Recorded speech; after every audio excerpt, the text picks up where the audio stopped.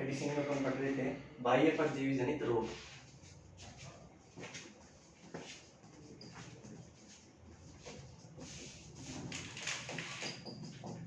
बाह्य परजीवी जनित रोग, इसके अंदर अपन ने स्टार्ट किया था माइट्स के बारे में, सॉरी मेंज के बारे में। मेंज का क्या मतलब होता है? मेंज का मतलब होता है कि जो खुजली उत्पन्न करने वाले जो जीव हैं, जो मक्खियां जो होती है, उनके बारे में अपन यहाँ देखते हैं, उनके द्वारा उत्पन्न होने वाले रोगों के बारे में। मेंज जो है इसके बारे में अपन 4 प्रकार की जो अलग अलग प्रकार की जो मक्खियां हैं, टिक्स जो हैं, सही है, फ्लाइज जो है, उनके बारे में अपन यहाँ देखते हैं। सबसे पहले देखा था अपन ने डेमोडेक्टिक मेंज, उसके बाद में सार्कोप्टिक मेंज। डेमोडेक्टिक मेंज अपन ने देख लिया था, सार्कोप्टिक मेंज देख लिया था।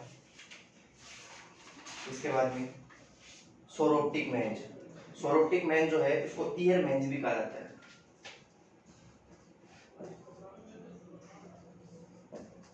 सोरोप्टिक मेंज, सोरोप्टिक मेंज जो इसको ईयर मेंज भी कहा जाता है। ये दोनों प्रकार से पाई जा सकती है, मतलब बॉडी मेंज भी इसको कहा जाता है, बॉडी मेंज, और इसके साथ साथ ईयर मेंज,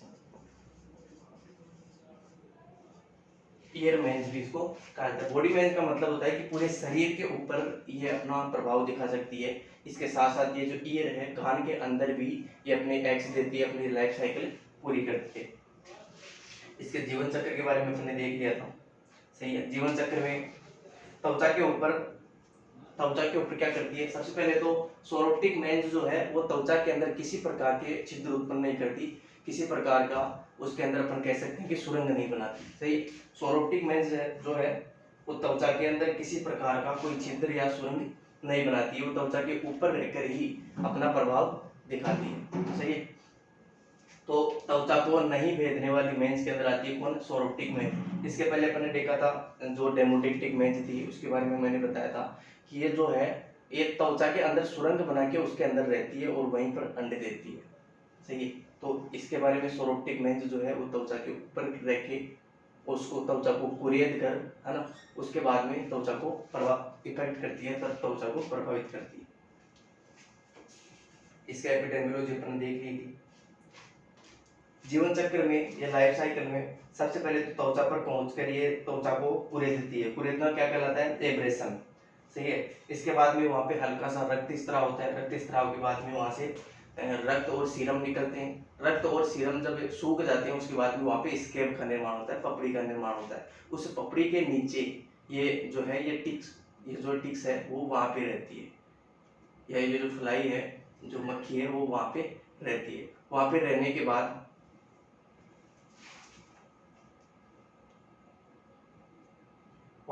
बाद वो वहीं पे अंडे देती है, और 1 से 3 दिन के बाद में जो अंडे होते हैं वो लार्वा में बदल जाते हैं। लार्वा से फिर क्या होती है? निम्फ अवस्था बनती है, और निम्फ अवस्था से 10 से 11 दिन बाद में वापस माइट्स का निर्माण या मक्खी का निर्माण हो जाता है। इसकी रोग जनकता भी अपन ने देख ली थी। नेक्स्ट अपन बात करते हैं इसके लक्षणों की, क्लिनिकल साइन। लक्षणों में सबसे पहला बॉडी मेंज, यानी कि अगर ये शरीर के ऊपर बाहरी भागों में अगर प्रभावित करती है, बाहरी भागों को प्रभावित करती है, बाहरी भागों में रहकर ही वहां पे अंडे देती है, तो कौन कौन से लक्षण प्रदर्शित किए जाते हैं? तो बॉडी मेंज में ये पूरे शरीर पर कहीं भी उपस्थित हो सकती है, लेकिन ऐसे स्थान जहां बाल ज्यादा होते हैं उस स्थान पर ये ज्यादा पाई जाती है। ऊन या बाल युक्त स्थानों पर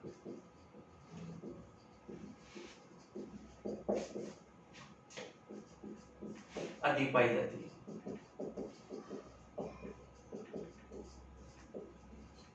ऊन या बाल युक्त स्थानों पर यह अधिक पाई जाती है, सही है। इसके बाद में त्वचा पर छोटे छोटे पिस्टूल्स का निर्माण होना, त्वचा पर छोटे छोटे पिस्टूल समझते हो, या पेप्यूल्स इनको बोल सकते हैं, पेप्यूल्स का निर्माण होना। ये पेप्यूल्स क्या होते हैं मैं बता चुका हूँ पहले। इसके बाद में जिस स्थान पर सीरम निकलता है, या अपन कह सकते हैं जिस स्थान पर रक्त निकलता है, उस स्थान पर स्कैब या पपड़ी की संरचना बनना, पपड़ी जैसी संरचना बनना।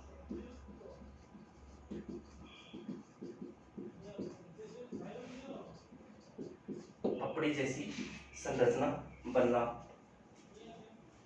इसके बाद में ये जो पपड़ी होती है वो पीले रंग की होती है, क्योंकि सीरम का कलर क्या होता है, पीले रंग का, और इसमें जो है सीरम ही ज्यादा मात्रा में निकलता है, जिससे इस पपड़ी का कलर जो होता है वो किस प्रकार का हो जाता है, पीले रंग का हो जाता है। इसके अलावा त्वचा मोटी हो जाती है, यहाँ की त्वचा मोटी हो जाती है और झुर्रीदार, मोटी व झुर्रीदार हो जाती है, ठीक है। इसके अलावा भूख कम हो जाना, भूख कम हो जाना, कमजोरी, पशु में कमजोरी, और सेकेंडरी इन्फेक्शन की वजह से पशु की मृत्यु भी हो सकती है। ये हो गए बॉडी मेंज के लक्षण। नेक्स्ट अपन बात करते हैं ईयर मेंज के लक्षण, यानी कि अगर ये माइट्स जो है ये कान के अंदर रहकर अपनी लाइफ साइकिल पूरी करती है, या कान के अंदर रहकर कान में ही अंडे देती है, वहीं पे इसके लार्वा बनते हैं, तो उस स्थिति में कौन कौन से लक्षण प्रदर्शित किए जाते हैं। दूसरा टाइप आता है इसका ईयर मेंज। ईयर मेंज में कौन कौन से लक्षण दिखाई देते हैं। इसमें कान व इसके आसपास के क्षेत्र प्रभावित होते हैं, कान व इसके आसपास के क्षेत्र प्रभावित होते हैं।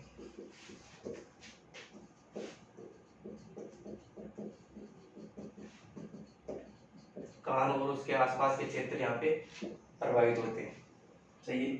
इसके बाद में कान में बहुत तेज खुजली होना, कान में बहुत तेज खुजली होना, क्योंकि इसके जो लार्वा होते हैं वो कान के अंदर ही रहकर अपना प्रभाव दिखाते हैं, उसी के अंदर अंडे देते हैं, उसी के अंदर जो है अंडों से लार्वा का निर्माण होता है। तो कान में अगर ये रहेंगे तो कान के अंदर ये क्या करेंगे, खुजली उत्पन्न करेंगे। इसके बाद में नेक्स्ट है सिर को हिलाना,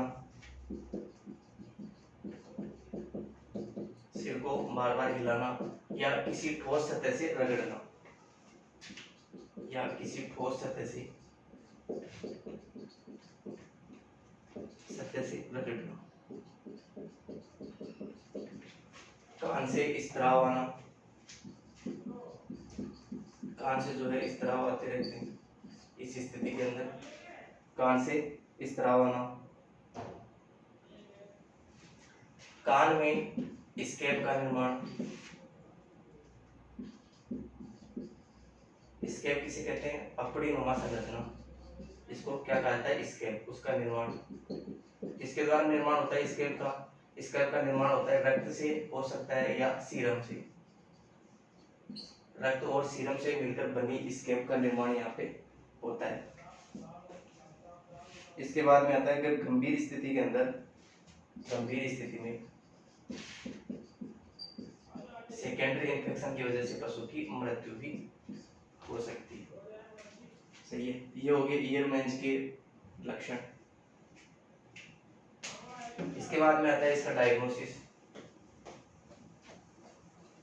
डायग्नोसिस जो है वो पहले जितने मेंज अपन ने पढ़े हैं, 2 प्रकार के मेंज, उसी प्रकार से उसका डायग्नोसिस किया जाता है, और उसी के साथ जो ट्रीटमेंट है वो भी उनके समान ही किया जाता है। यहाँ पे डायग्नोसिस के लिए कौन सी क्रिया काम में ली जाती है, स्किन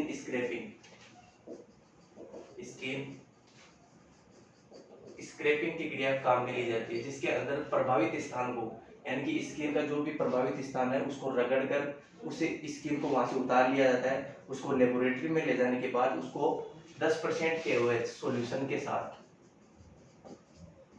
10% KOH सॉल्यूशन से उसको रंजित किया जाता है, उसको जो माइक्रोस्कोप होता है उसके अंदर देखा जाता है। उसमें देखने के बाद उसमें या तो आपको उसके एग्स दिखाई देंगे, या जो माइट्स है उसके लार्वा वहाँ पे दिखाई देंगे। इस आधार पर अपने इसका डायग्नोसिस कर सकते हैं। नेक्स्ट आता है डिफरेंशियल डायग्नोसिस, विभेदीय पहचान।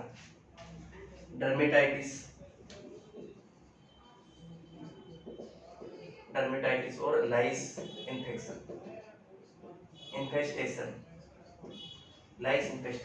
लाइस जो जुएं जो होती है उनको क्या कहा जाता है, लाइस कहा जाता है। तो लाइस का जो इन्फेस्टेशन होता है, लाइस का संक्रमण जो होता है वो भी इसी के समान दिखाई देता है। इसके बाद में ट्रीटमेंट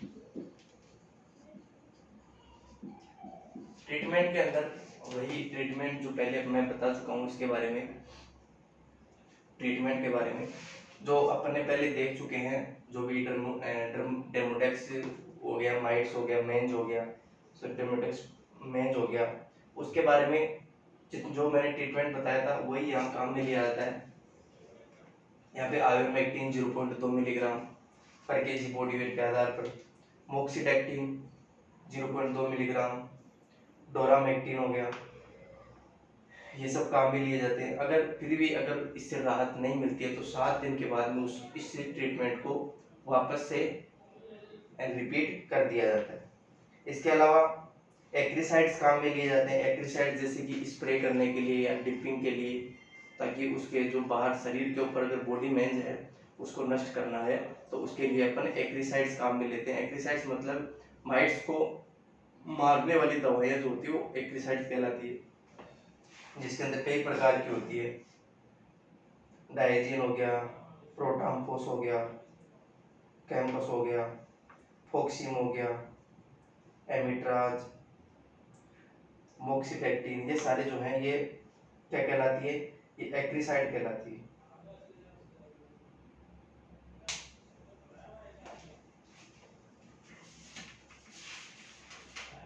रोकथाम और नियंत्रण वही कि रोग होने से पहले अगर इन एक्रिसाइड्स का अगर डिपिंग या स्प्रे पहले से ही करवाया जाए टाइम पर तो इस रोग से मुक्ति दिलाई जा सकती है।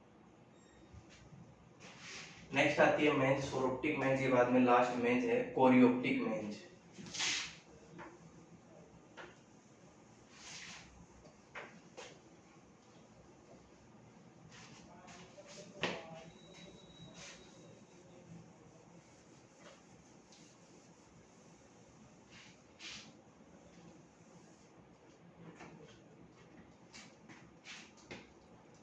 कोरियोप्टिक मेंज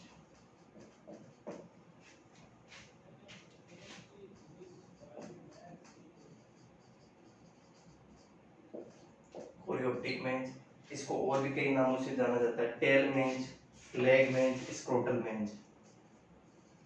टेल या इसके अलावा लेग, स्क्रोटल।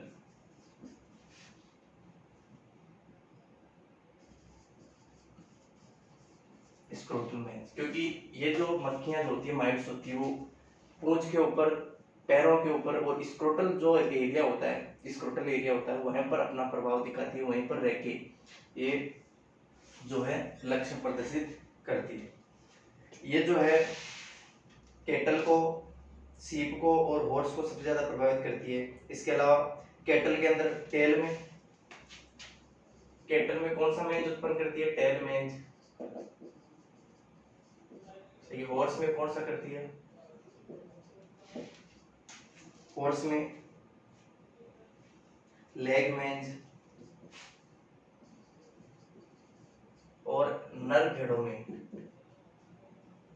नर भेड़ों को मेटा बोला जाता है, नर भेड़ों में स्क्रोटल मेंज उत्पन्न करती है। कौन, स्क्रोटल मेंज उत्पन्न करती है। सही, ये जो है त्वचा को नहीं भेदने वाली माइट्स है,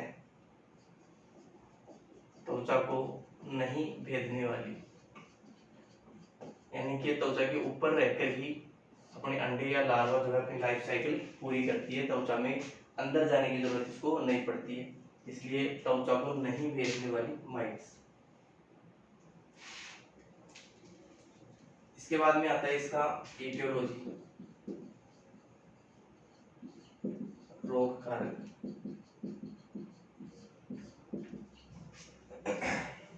रोग कारक, रोग कारक की बात करते हैं तो कोरियोप्स बोविस, दो प्रकार की देखने को मिलेगी यहाँ पे।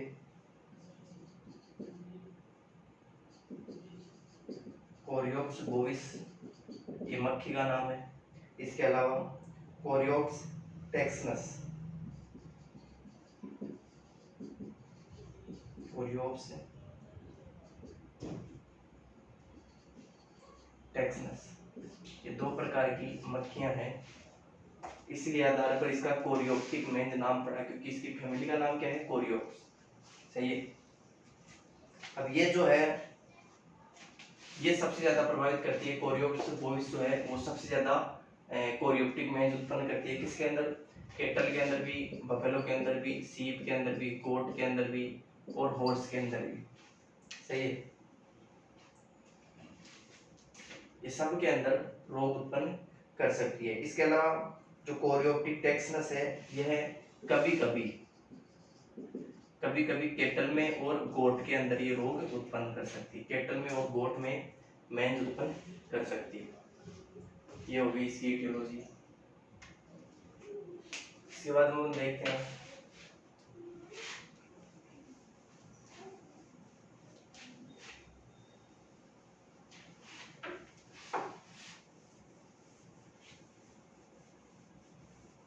इसकी लाइफ साइकिल, जीवन चक्र।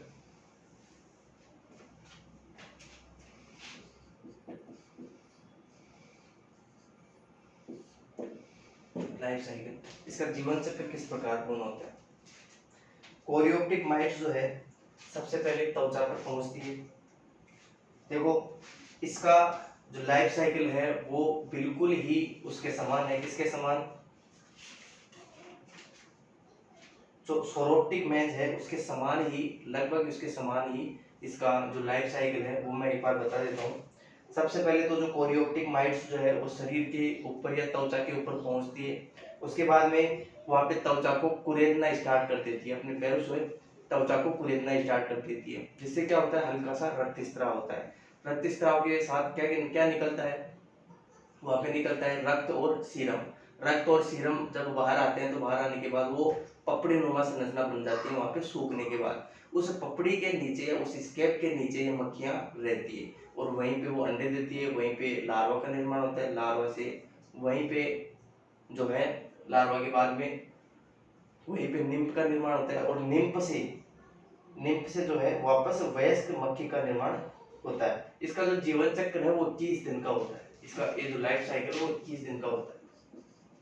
21 दिन के अंदर अंडे देने से लेकर वापस अंडों से पूर्ण वयस्क मादा या नर मक्खी का निर्माण होना, ये क्या कहलाता है, जीवन चक्र कहलाता है। और ये जीवन चक्र कोरियोप्टिक मेंज का जो है वो 21 दिन का होता है। कितने दिन का है, 21 दिन का। एपिडेमियोलॉजी की बात करें,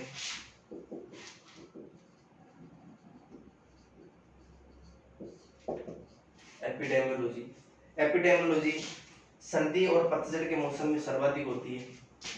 ये मेंज जो है सर्दी व पतझड़ के मौसम में सर्वाधिक होती है। ध्यान रखना, सर्दियों के मौसम में और पतझड़ के मौसम में सर्वाधिक होती है। और साथ ही बसंत ऋतु में इसकी वृद्धि जो होती है वो कम हो जाती है।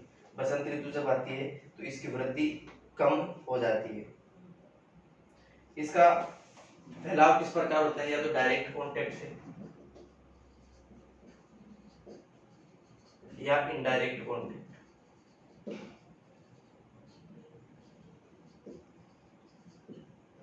डायरेक्ट कांटेक्ट से या इनडायरेक्ट कांटेक्ट से इसका क्या होता है, डायरेक्ट या इनडायरेक्ट कांटेक्ट से इसका फैलाव होता है।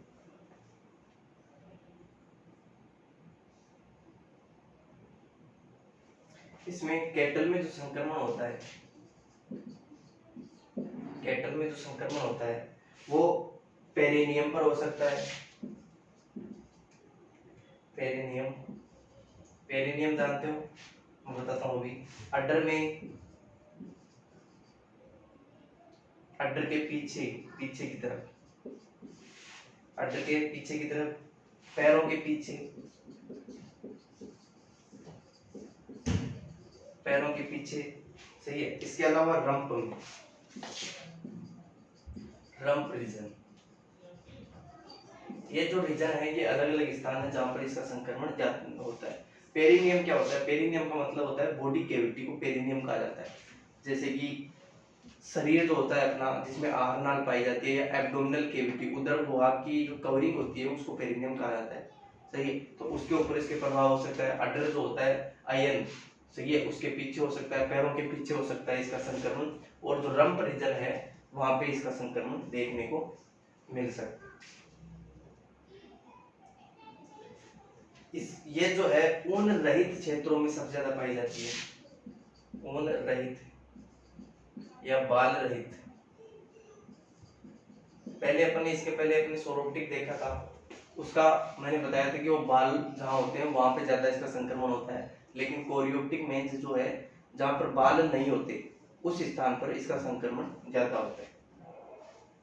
ऊन रहित या बाल रहित क्षेत्रों में इसका संक्रमण ज्यादा होता है। पैथोजेनेसिस,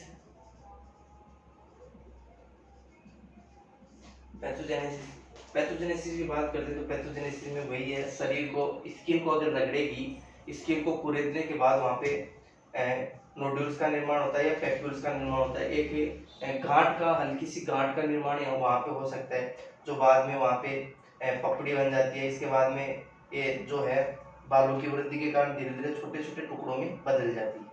सही, वहां पे खुजली होती है, एलर्जी होती है, एक्सुडेटिव डर्मेटाइटिस होता है। एक्सुडेटिव डर्मेटाइटिस मतलब स्किन का इन्फ्लामेशन। एक्सुडेटिव का मतलब होता है किसी भी तरल की वजह से, तरल पदार्थ की वजह से अगर स्किन का इन्फ्लामेशन हो रहा है तो उसको एक्सुडेटिव डर्मेटाइटिस कहा जाता है।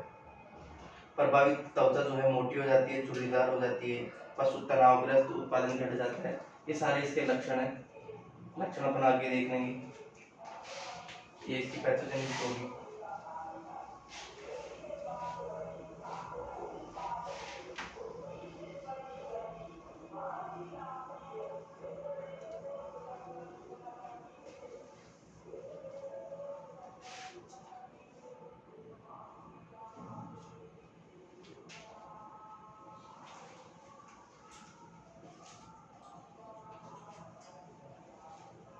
इसके बाद में नेक्स्ट आते हैं इसके क्लिनिकल साइन।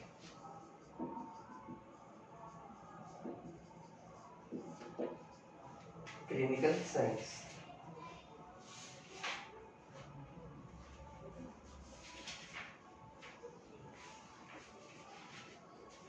क्लिनिकल साइन की बात करें तो कैटल को जो हिस्से होते हैं, प्रभावित हिस्से कौन कौन से हैं, जहाँ पर घाव बन जाते हैं, सही है, स्पष्ट देखे जा सकते हैं। और इसके घाव जो होते हैं मजल के ऊपर भी दिखाई देते हैं। मजल समझते हो?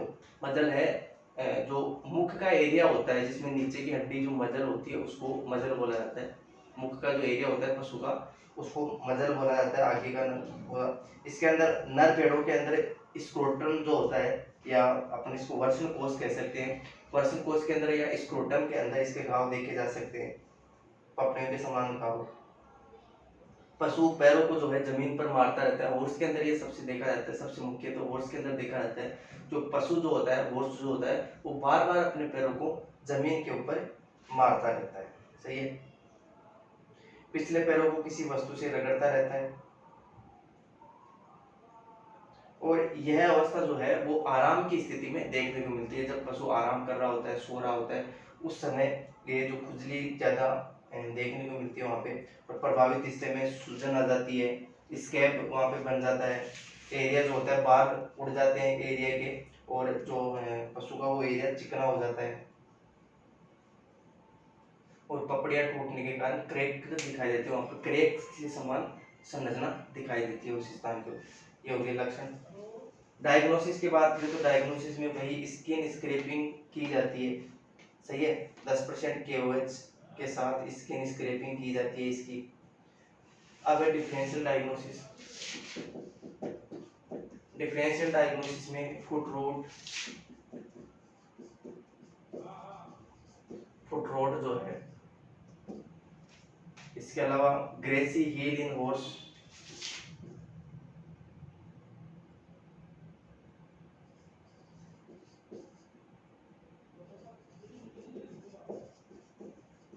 Gracy heel in horse, contagious ecthyma in sheep, contagious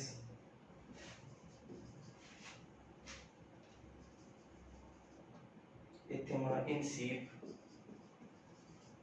contagious ecthyma in सीप हो गया। ये 3 प्रकार के डिजीज हैं जिनसे इसको डिफरेंशिएट किया जा सकता है। ट्रीटमेंट में वही आइवरमेक्टिन कितनी 0.2 मिलीग्राम पर केजी बॉडी वेट। इसके अलावा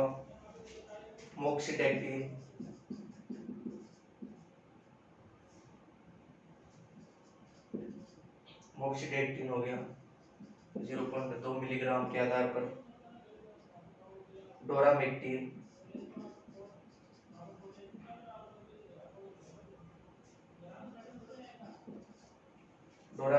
इसकी डोज रेट है 0.3 मिलीग्राम पर केजी बॉडी वेट। और अगर इनसे भी अगर राहत नहीं मिलती है तो इनको 7 दिन बाद में दोबारा रिपीट किया जा सकता है। 7 दिन बाद में दोबारा रिपीट किया जा सकता है।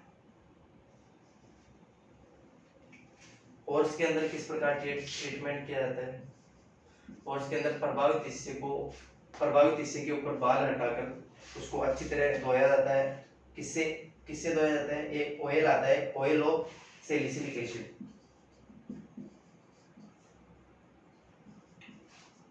Oil of salicylic acid.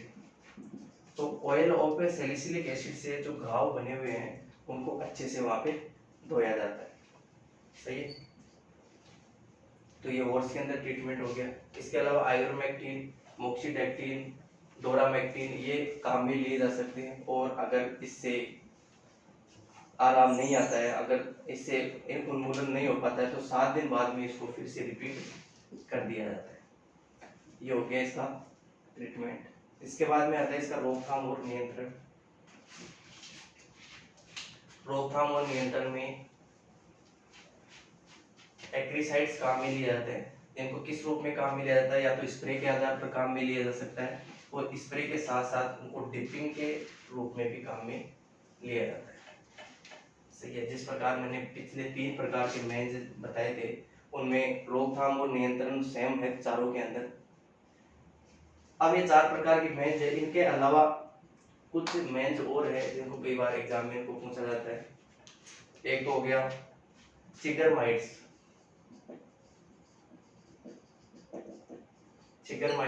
या इसको दूसरा नाम है हार्वेस्ट माइट।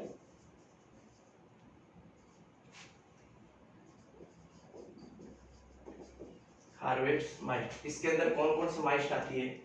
चिगर माइट्स के अंदर 4 प्रकार के ट्रोम्बिकुला स्पीसीज,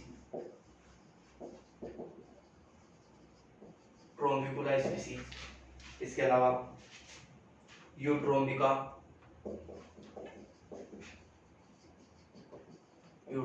स्पीसीज। ये सारे किसके नाम है? माइट्स की स्पीसीज के नाम है।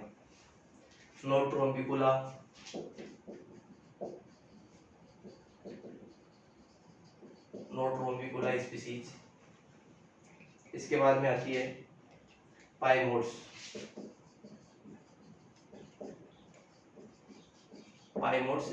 स्पीसीज। तो ये 4 प्रकार की स्पीसीज है जो चिगर माइट्स या हार्वेस्ट माइट्स के अंदर आती है। इसके अलावा अगली माइट्स कौन सी है इसमें? सीप ईच माइट।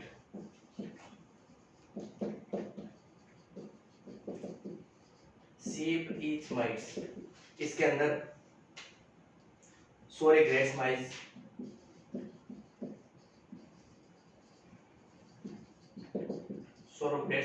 स्पीसीज इसके अंदर आती है। ये इसके अलावा जो भी अपने 4 प्रकार की माइट्स पढ़ी है उनमें इसके अलावा चिगर माइट्स भी आती है इसमें, और सीप ईच माइट्स भी इसमें आती है। और बाकी ये 4 प्रकार की स्पीसीज इसमें आती है चिगर माइट्स में, और 1 प्रकार की स्पीसीज सीप ईच माइट्स के अंदर आती है। ये माइट्स आपका कंप्लीट।